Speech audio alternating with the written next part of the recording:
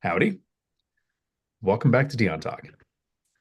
Today we are going to do an actual binder strategy. This is how you get your tenants to ask for a rent increase.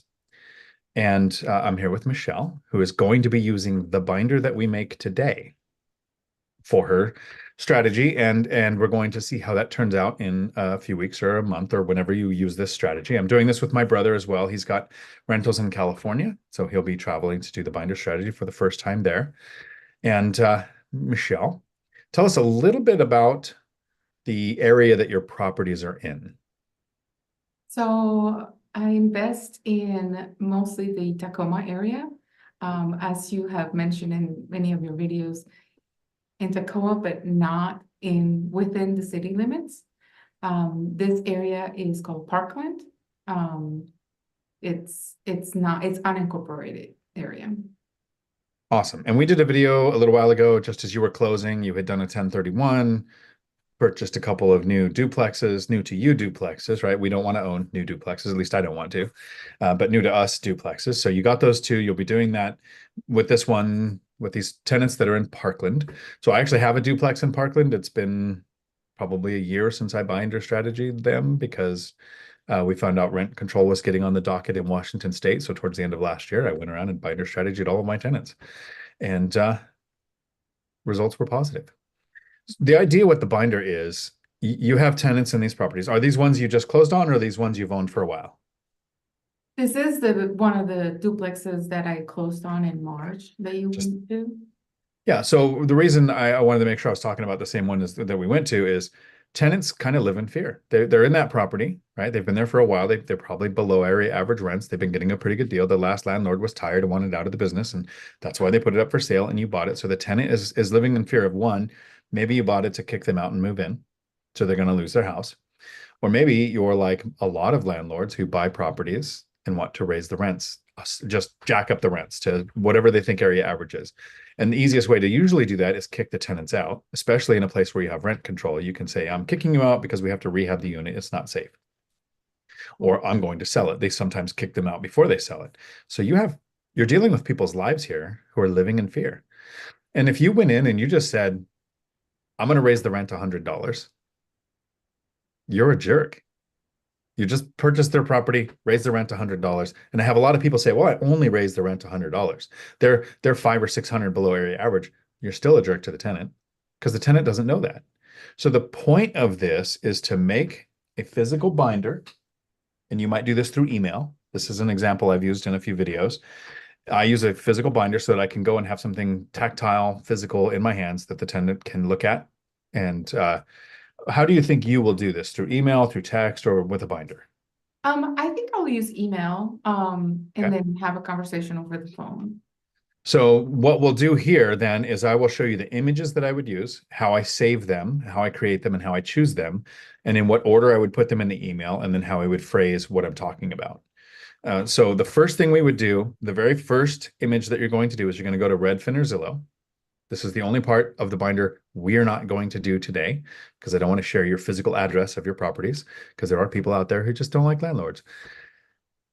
But you go to Redfin or Zillow and you take a screenshot.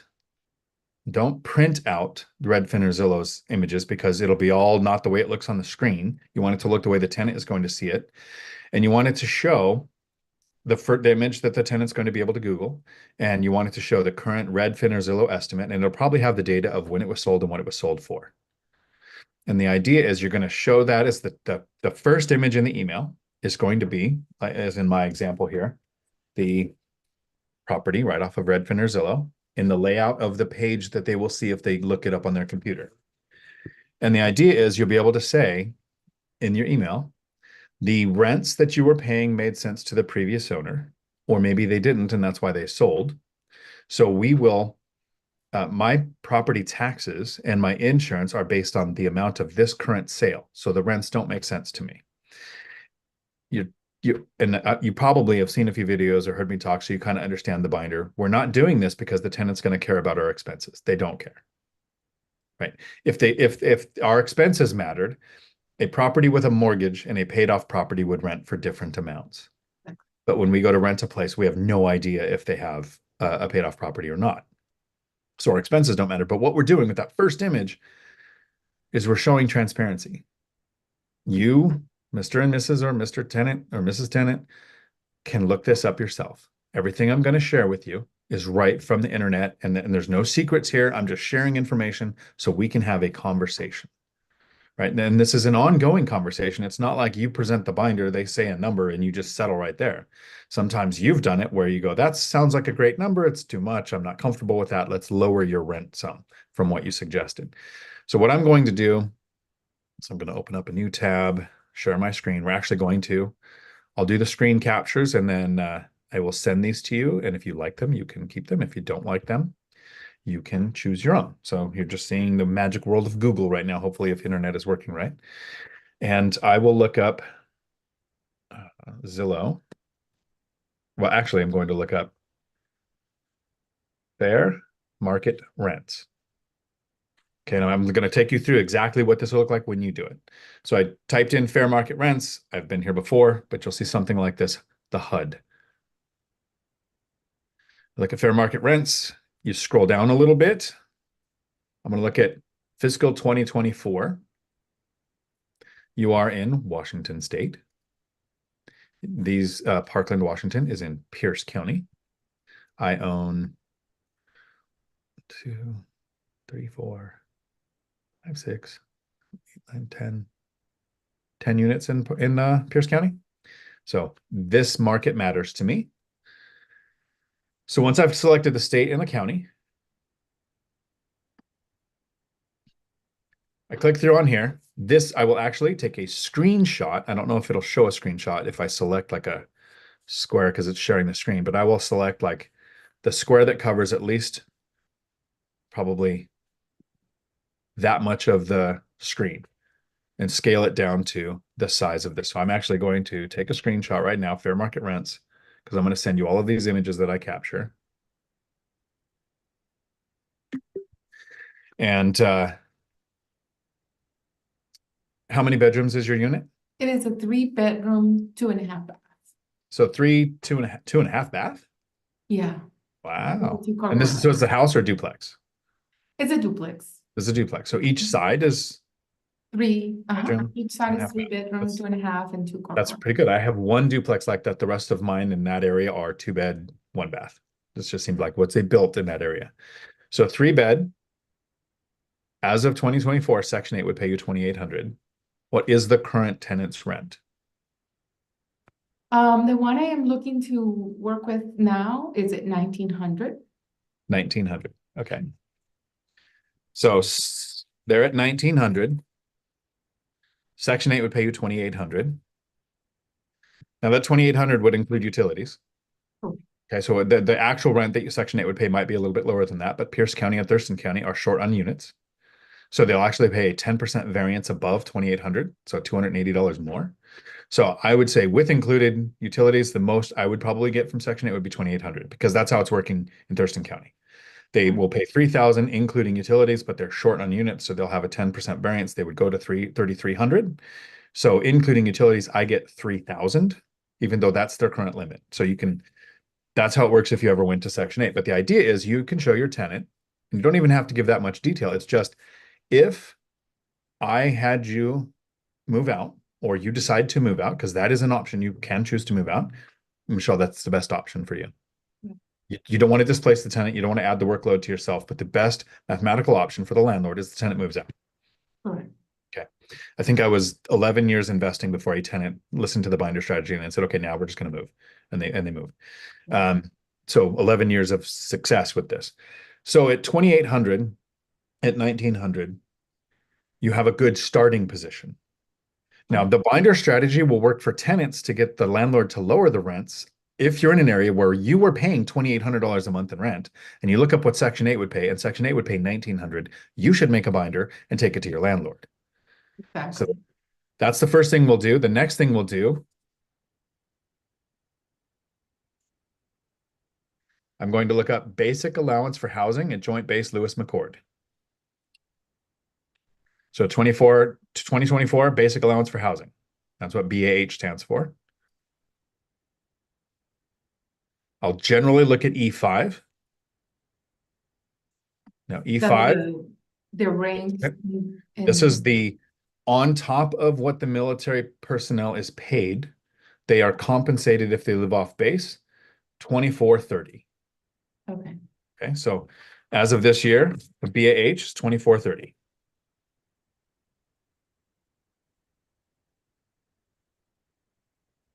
I have military members that are in a $1,900 two-bedroom, and I have military members in a $2,500 three-bedroom. So I mean, it kind of this is exactly what they're going to pay for rent. It's how much they're also compensated for housing if they live off post. Right, okay. Okay. So then I would take a screenshot. For me, it's just Shift Command 4 because I'm on a silly Mac. And then I would probably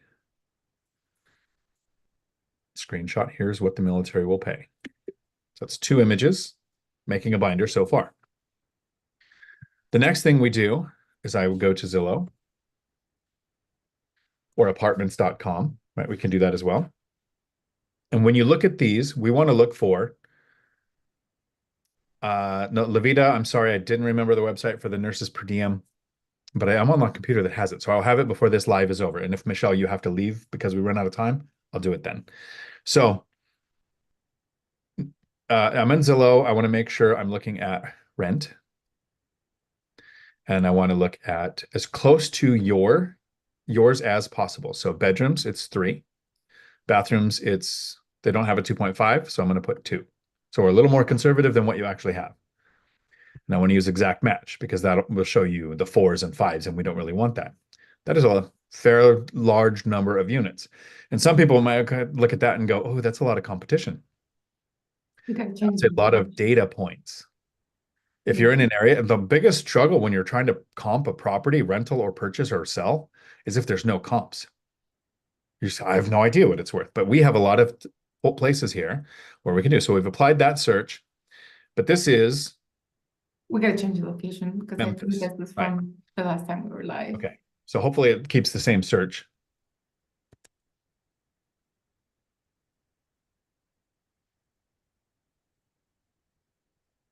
Okay. Now look at how many data points we had in Memphis and how many data points we have here. This Yeah. could be the challenge. So what I want to do is remove the boundary to give us the Parkland area. Zoom out a little.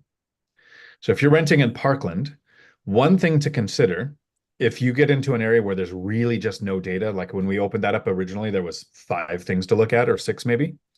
Draw a circle around the base and look in every direction the same distance from the base, or draw a circle around Tacoma and look at the same distance around Tacoma.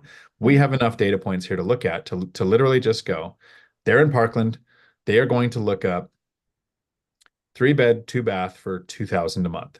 This looks like an apartment, so we want to get it down to, we don't want to look at apartments. And let's see what that looks like. So what do we have here? 2,800, 320. So this is same bedroom and bathroom count as your property. Tenants do not think of square footage. They don't think of age of building.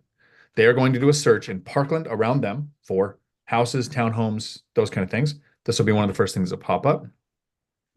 So I will move the Zoom pictures. We'll screenshot from the top left of this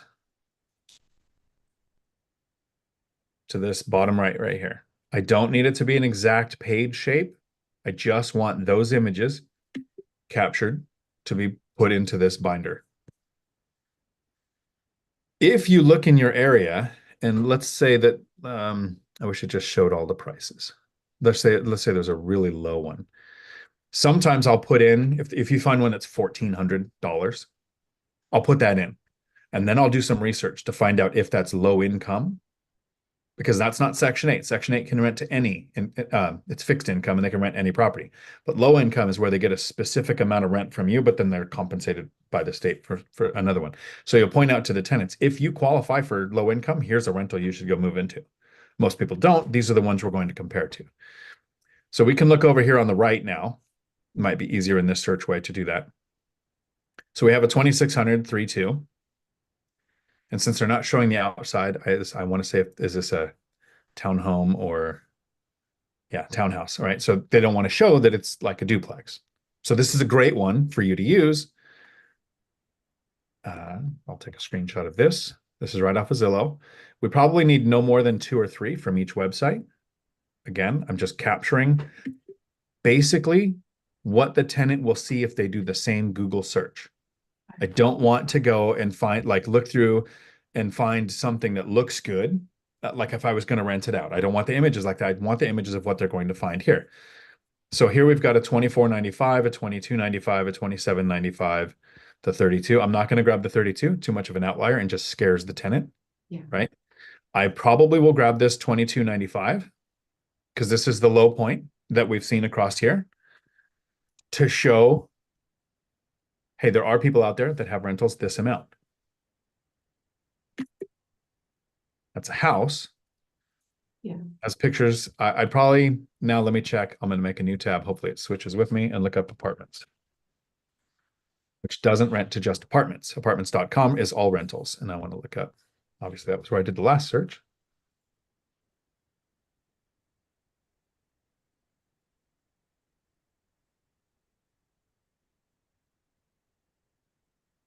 Okay, does this have a remove boundary? No, I'll just leave that on there for now because it searches outside the boundary. I want to do the same thing, bedrooms, bathrooms, 3 bedrooms, 2+ bathrooms. I think if I hit that again, it makes it exact. Okay, and I want to get rid of apartments.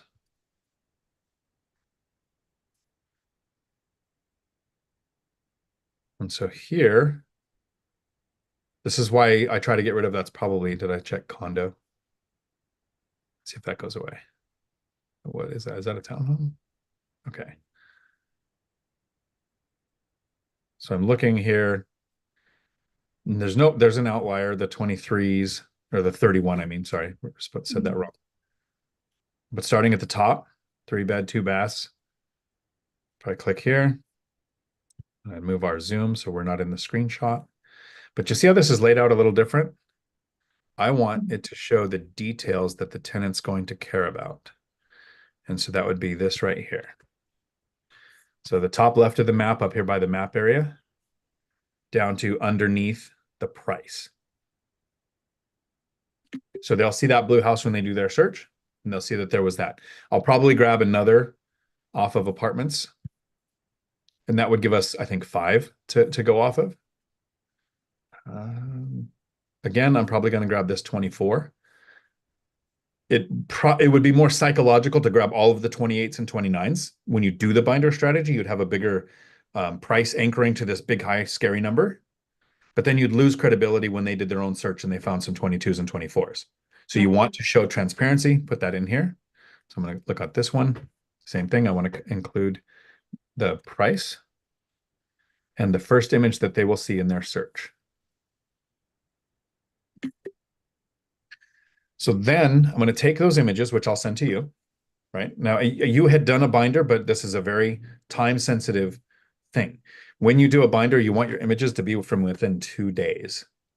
So while I almost always have this example because I leave it on my shelf, this was used and then is not used again. Even if I did, I will be doing the binder at that address again. It'll be completely new. Even the screen grab of the beginning, because it's going to have a new Redfin, Zillow, Zestimate, or whatever, and you want them to be able to see exactly what you showed them. Right. So we put it in that order, the image of your property. I'm going to stop sharing my screen now.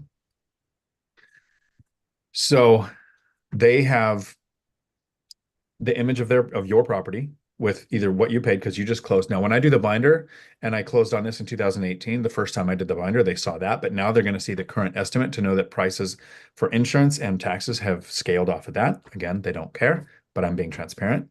The next page is going to be BAH or Section 8. You choose. Doesn't matter the order here. You're saying, if I go with the state, here's what they would pay me.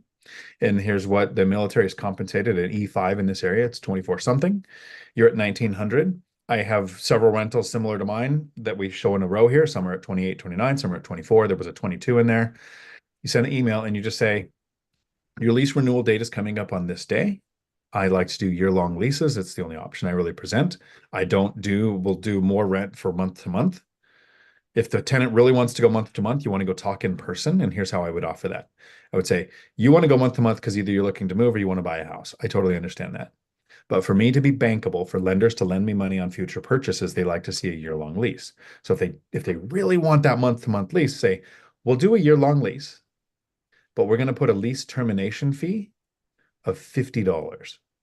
So if you do find your house, you can break the lease, cost you $50. I can't charge you months after you move out. Like I know you want to move. I'm planning for it, but I get my year-long lease that satisfies the lender's needs. I've never had a lender question, even with the $50 lease termination fee, which I've done with a few tenants, and they bought a house. So it worked out great.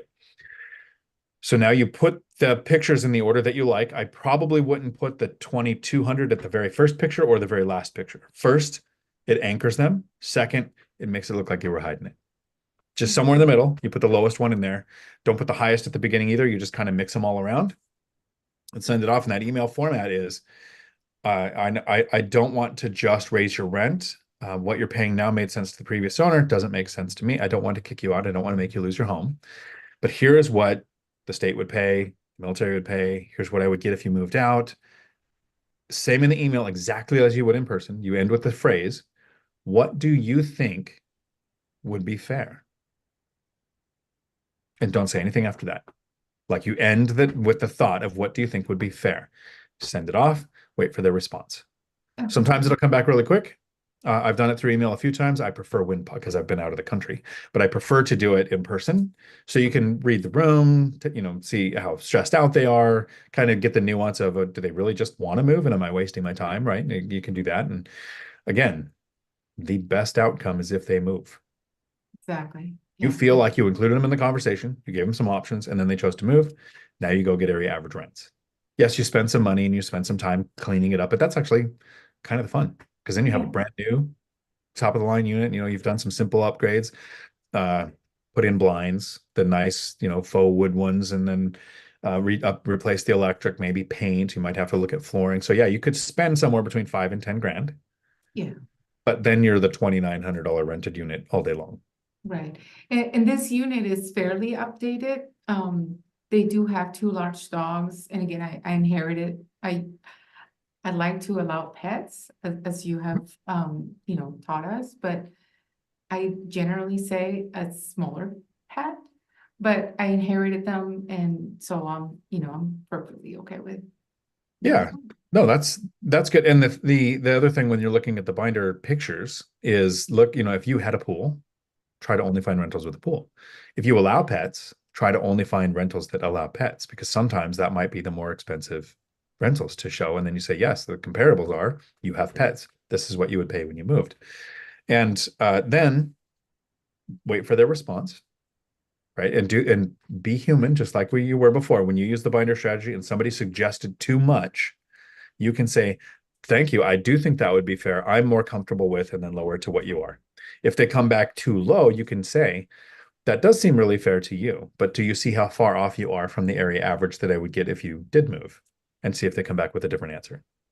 Because this is an ongoing conversation. This is not present, now you're cemented in with whatever their first response is. Because you're not, because you've changed the first response to lower. It is possible to change the first response to higher. Right. Okay. Do you usually just expect the answer? I think you said that, but on the conversation, or just give them a few days?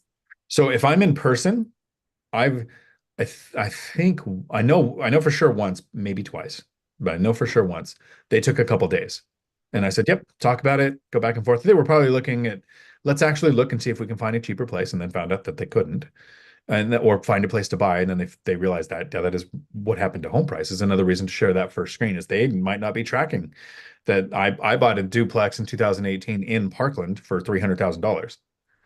Now you look at a duplex in Parkland, interest rates are 7. I think I was 6 or 7 when I bought that one. Interest rates were fairly high then too.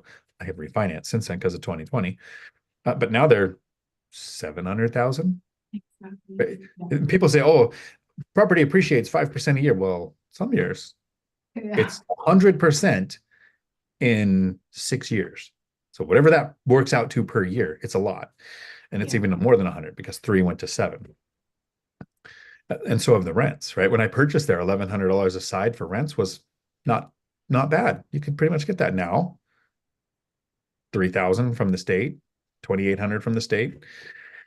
And now you have an educated tenant that's included in the conversation, right? How many times has a person been able to choose what their rent goes to? Other than when they're hunting for a place, they can eliminate the ones that cost too much, right? So, but now they're in the conversation. You alleviate some of their fear because you actually show, look, I'm not just trying to kick you out, right? And if they do talk to you at some point, you could say, the best outcome for me is if you move out and I raise the rents, Right. but I don't want you to lose your home. In person, I actually kind of laugh and throw out there, I'm also really lazy and I don't want to have to, you know, hunt for another tenant and screen another tenant and do all that kind of stuff.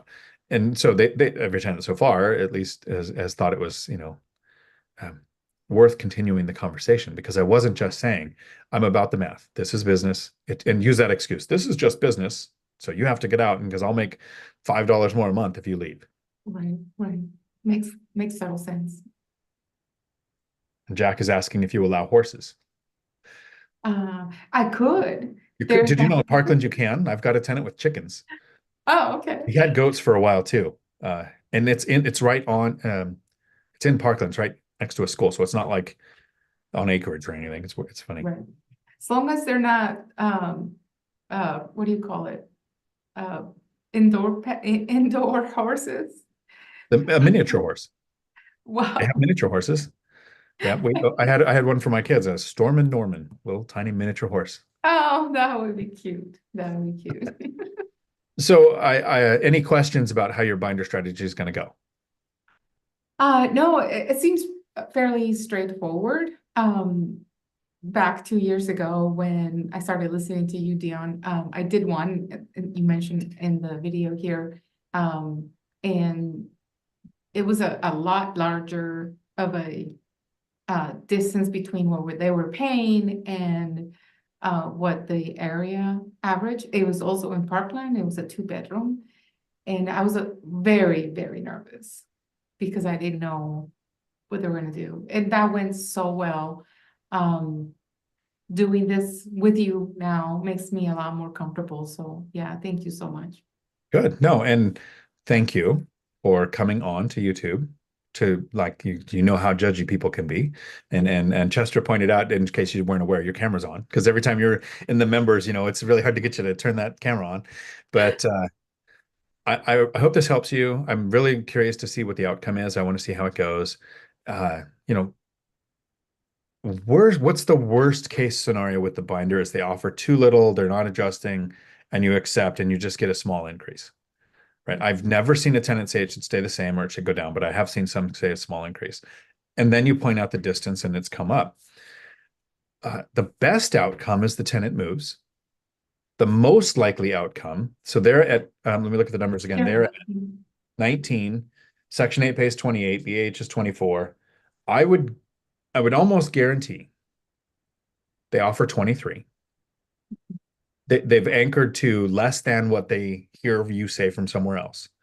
So if this wasn't as close to JBLM as Parkland is, I probably would go, here's BAH, here's what I can rent to the area, and then I would, or not BH, I would say, here's Section 8, here's the area, and I would leave the BAH out.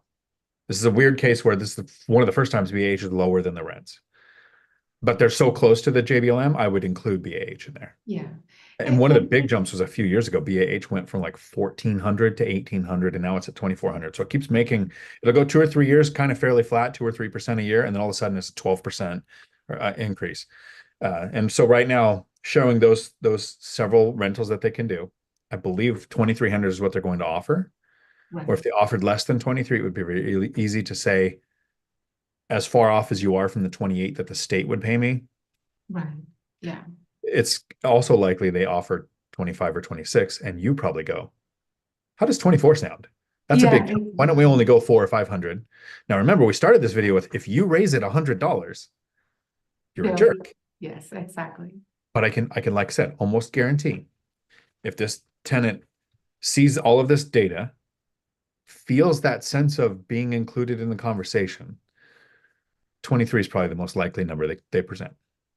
Right. Yeah. Agree. And again, to the heartless landlords out there, best outcome is, Michelle, you just go in, drop the hammer and say, get out. I'm going to rehab the unit. You have to get out.